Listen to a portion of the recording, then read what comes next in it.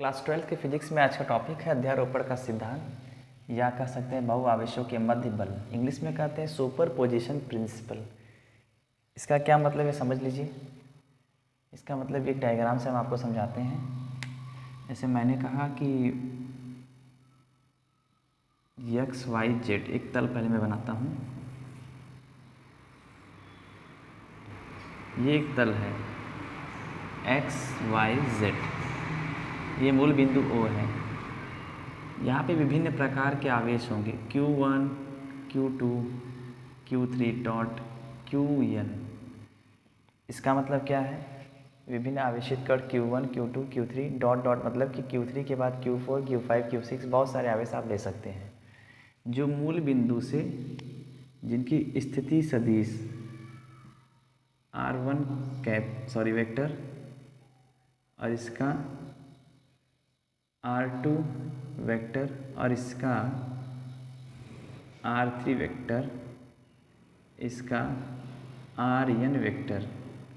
यहाँ पे जो वेक्टर लगा है तिल का निशान, ये बता रहा है कि मूल बिंदु से इनकी स्थिति कहाँ पर है। इनकी जो स्थिति सदिश का मतलब आवेशित कण की स्थिति को दर्शा रहा है।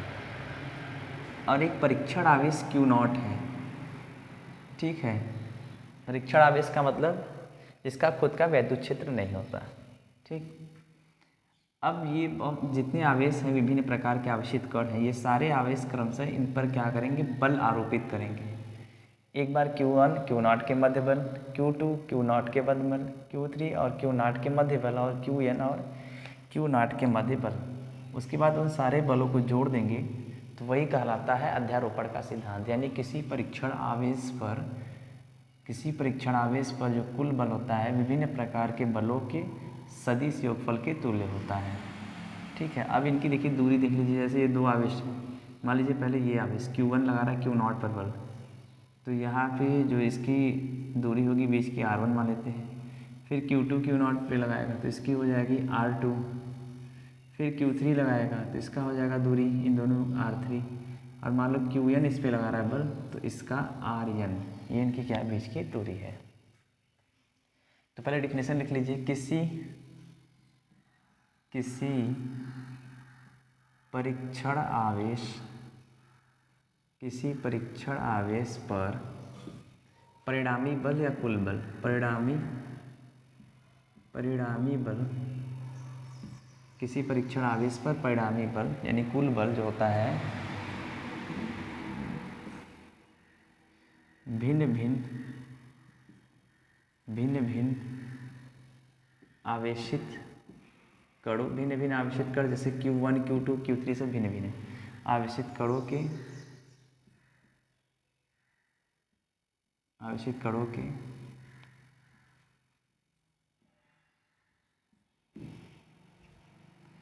बलों के सदिश योगफल के तुल्य होता है। तुल्य यानी बराबर होता है, तुल्य होता है।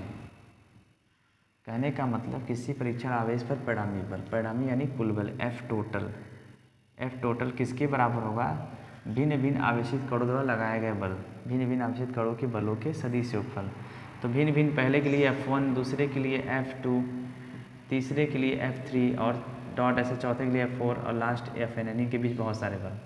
ये जो कुल बल होगा, ये जो F कुल बल होगा F टोटल, इन विभिन्न बलों के योग के बराबर होगा। यही कहलाता है अध्यारोपण का सिद्धांत, ठीक है ना, जिसे हम यहाँ पर लिख सकते हैं अध्यारोपण का सिद्धांत कहते हैं या बहुआवेशों के मध्य बल कहते हैं। इसको आप नोट कर सकते हैं।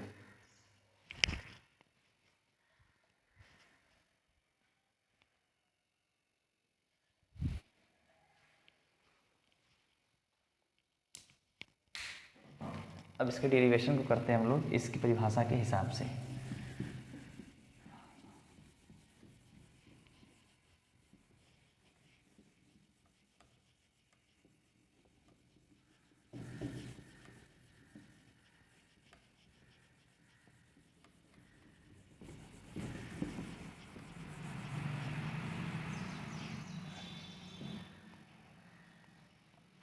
चलिए मानते हैं पहले Q1 और Q0 के मध्य बल निकालते हैं। Q1 और क्यू नॉट के मध्य स्थिर विद्युत बल। मैंने स्थिर विद्युत बल क्यों लिखा, क्योंकि दो स्थिर आवेशों के मध्य जो बल लगता है, कूलाम ने नियम दिया था, तो वही फार्मूला लगाएंगे। अच्छा, इसके डायग्राम के बारे में आपको लिखना है तो लिख सकते हैं कि माना विभिन्न आवेशित कण Q1, Q2, Q3 dot dot Qn है। माना विभिन्न आवेशित कण Q1, Q2, Q3 dot dot Qn है, जो मूल बिंदु से R1, R2, R3 तथा Rn, हाँ मूल R1 पर स्थित है या व्यवस्थित है। ठीक है ना यार, जिससे मूल बिंदु से जिनकी स्थिति सदिश ऐसे भी लिख सकते हैं। ऐसे माना विभिन्न प्रकार के आवेशित कण Q1, Q2, Q3 dot dot Qn है, जिनकी स्थिति सदिश मूल बिंदु से R1 vector, R2 vector, R3 vector, Rn vector है, यानी कि जो तीर का निशान है। ठीक है, माना विभिन्न आवेशित कण ये हैं, ठीक है, जिनकी मूल बिंदु से स्थिति सदिश के लिए केवल यह जो ये स्थिति सदिश का मतलब कि आवेशित कण की स्थिति को बता रहा है, मूल बिंदु से कहाँ पर है। ठीक, इसलिए हमने से यहाँ पे वेक्टर लगाया है। और ये जो R1, R2 है, ये इन आवेशों के बीच की दूरी है। जैसे Q1 और Q0 के बीच R1 लिया है, Q2 और Q0 के बीच R2 लिया है, इसी प्रकार सब लिया गया है। तो इनसे नहीं मतलब है, मतलब तो इनसे है बीच की दूरी। ये तो इनकी सिर्फ स्थिति बताता है जो एक तल में व्यवस्थित है। और जो विभिन्न प्रकार के बल आरोपित करेंगे, Q1 के लिए F1, Q2 के लिए F2, Q3 के लिए F3 और Qn के लिए Fn। तो Q1 और Q0 के मध्य स्थिर विद्युत बल, तो कूलाम का नियम में फार्मूला होता है F equal K Q1 Q2 by R², यही होता है। तो यहाँ पे हम लेंगे पहला आवेश Q1 है, दूसरा आवेश Q0 है, तो Q1 तो ठीक है, Q2 भी Q0 कर लेंगे, बीच की दूरी क्या हो जाएगी R1 का स्क्वायर। यहाँ पे सदिश लेना है तो वेक्टर, और दिशा दिखाने के लिए मैंने जो दूरी है R1 कैप लगा दी। ये कैप क्या है, इकाई सदिश, जिसका इकाई सदिश यानी जिसका परिमाण, जिसका मान 1 होता है। ठीक, इक्वेशन नंबर फर्स्ट। इसी प्रकार F1 कर लीजिए। फिर आप क्या लिखेंगे, इसी प्रकार Q2 और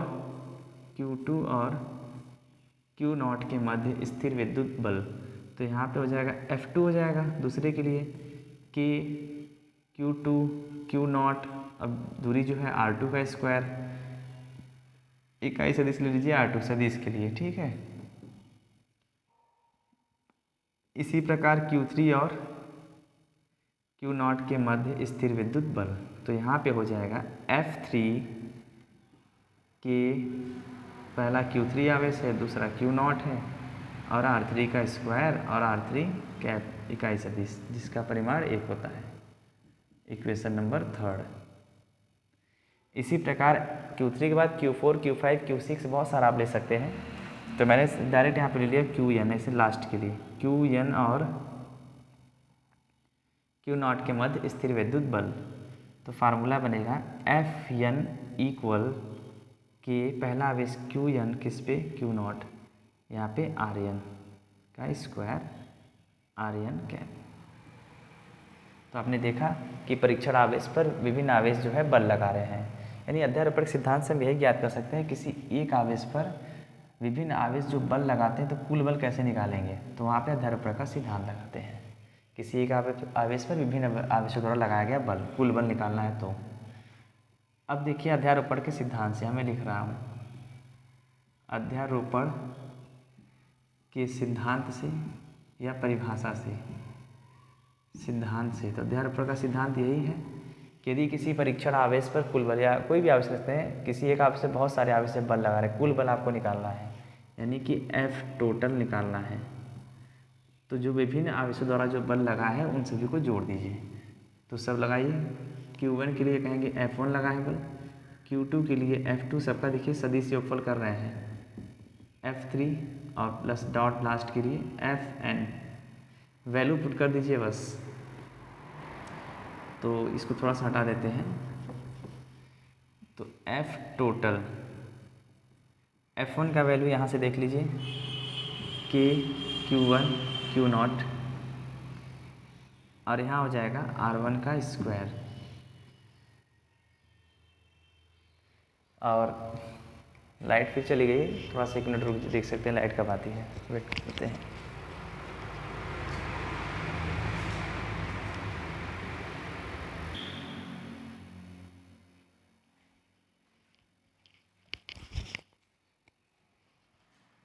आइए अब देखिए आगे का, देखिए एफ टोटल। हाँ, अब यहाँ पे क्या था, R1 कैप। ये R1 कैप से घबराने की जरूरत नहीं है, सदिश के लिए मैंने केवल दिशा के लिए लिया है, ये इकाई सदिश होती है, इसके परिमाण एक होता है केवल। F2 के लिए K, Q2, Q0, R2 का स्क्वायर बीच की दूरी, और सदिश के लिए यहाँ पे दिशा ले लेते हैं R2 कैप।